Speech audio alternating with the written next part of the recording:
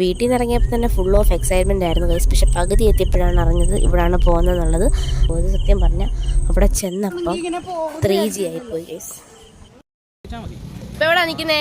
Hello, ഞങ്ങളിപ്പോൾ മലരിക്കൽ ആമ്പൽപ്പൂ കാണാൻ വന്നതാണ് ഗൈസ്. അതെ ഗൈസ്, എങ്ങനെയുണ്ട്? Super guys. മുട്ട് മാത്രമേ ഉള്ളൂ ഗൈസ്, വേറെ ഒന്നും ഇല്ല. മുട്ട് മാത്രമേ ഉള്ളൂ ഗൈസ്. ബോട്ടിംഗ് ഉണ്ട്, പക്ഷെ 45 മിനിറ്റിന് 100 രൂപ, ഒരാൾക്ക് 100 രൂപ വെച്ച്. അവിടെ ചെന്നപ്പോൾ ഒരുമാതിരി 3G ആയ അവസ്ഥയായിരുന്നു ഗൈസ്. Hello guys, വീഴു.